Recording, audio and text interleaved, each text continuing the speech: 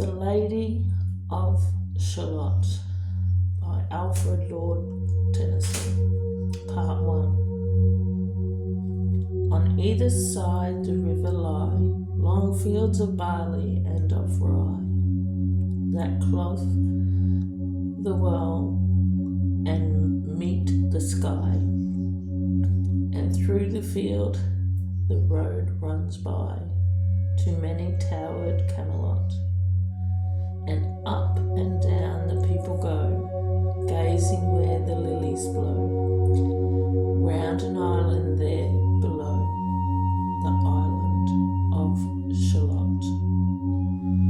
Willows whiten, aspens quiver, little breezes dusk and shiver through the wave that runs forever by the island in the river, flowing down to Camelot. 4 grey walls and 4 grey towers overlook a space of flowers, and the silent isle embowers the Lady of Shalott. By the margin, willow veiled, slide the heavy barges trailed by slow horses and unhailed. The shallop flitted, the silken sailed, shimming down to Camelot. But who hath seen her wave her hand, or at the casement seen her stand? Or is she known in all the land, the Lady of Shalott? Only reapers reaping early, in among the bearded barley, hear a song that echoes cheerly from the river winding clearly, down to towered Camelot, and by the moon the reaper weary, filling sheaves in uplands airy, listening whispers, "'Tis the fairy of Lady of Shalott." Part 2. There she weaves by night and day a magic web with colours gay. She has heard a whisper say, a curse is on her if she stay. To look down to Camelot, she knows not what the curse may be, and so she weaveth steadily, and little other care hath she, the Lady of Shalott. And moving through a mirror clear that hangs before her all the year, shadows of the world appear. There she sees the highway near, winding down to Camelot. There the river eddy whirls, and there the surly village curls, and the red cloaks of market girls pass onward from Shalott. Sometimes a troop of damsels clad, an abbot on an ambling pad, sometime a curly shepherd lad, or long-haired page in crimson clad, goes by towards towered Camelot. And sometimes through the mirror blue the knights come riding 2 and 2. She hath no loyal knight and true, the Lady of Shalott, but in her web she still delights to weave the mirror's magic sights. For often though the silent nights a funeral with plumes and lights, and music went to Camelot, or when the moon was overheard. Come two young lovers lately wed. I am half sick of shadows, said the Lady of Shalott. Part 3. A bough shot from her bower eaves, he rode between the barley sheaves. The sun came dazzling through the leaves, and flamed upon the brazen greaves of bold Sir Lancelot. A Red Cross knight for ever kneeled to a lady in his shield, that sparkled on the yellow field beside remote Shalott. The gemmy bridle glittered free, like to some branch of stars we see, hung in the golden galaxy.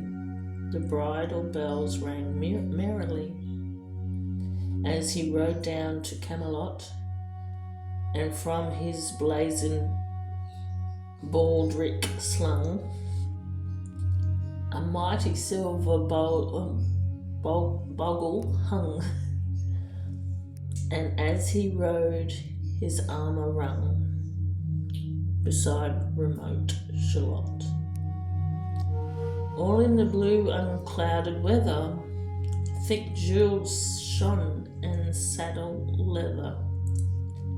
The hamlet and hamlet feather burned like one burning flame together as he rode down to Camelot, as often through the purple night, below the starry clusters bright, some bearded meteor trailing light moves over still Shalott.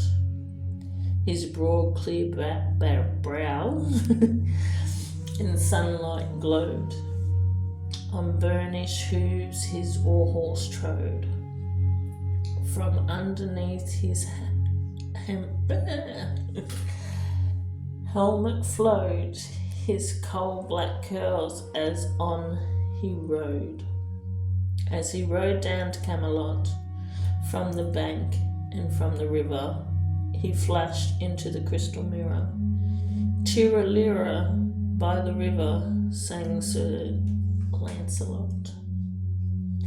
She left the web, she left the loom, she made 3 paces through the room. She saw the water lily bloom, she saw the helmet and the plume. She looked down to Camelot. Out flew the web and floated wide. The mirror cracked from side to side. The curse is come up upon me, cried the Lady of Shalott. Part 4. In the storming east wind straining, the pale yellow woods were waning, the broad stream in his banks complaining, heavily the low sky raining, over toward Camelot. Down she came and found a boat, beneath a willow left afloat, and round about the prow she wrote, the Lady of Shalott. And down the river's dim expanse, like some bold sheer in a trance, seeing all his own mischance with a glassy countenance. Did she look to Camelot? And at the closing of the day, she loosened the chain, and down she lay. The broad stream bore her far away, the Lady of Shalott. Lying, robbed in snowy white, that loosely flew to left and right, the leaves upon her falling light, through the noises of the night. She floated down to Camelot, and as the boat heaved, wound along the willowy hills and fields among, they heard her sing her last song, the Lady of Shalott, heard a carol mournful holy, chanted loudly, chanted lowly, till her blood was frozen slowly, and her eyes were dark and holy. Turned to towered Camelot, for ere she reached upon the tide, the first house by the waterside, singing in her song she died, the Lady of Shalott. Under tower and balcony, by garden wall and gallery, a gleaming shape she floated by, dead pale between the houses high, silent into Camelot. Out upon the wharfs they came, knights and bower, lord and dame, and round the prow they read her name, the Lady of Shalott. Who is this? What is here? And in the lighted palace near died the sound of royal cheer, and they crossed themselves for fear, all the knights at Camelot. But Lancelot used a little space. He said, she has a lovely face. God in his mercy lend her grace, the Lady of Shalott.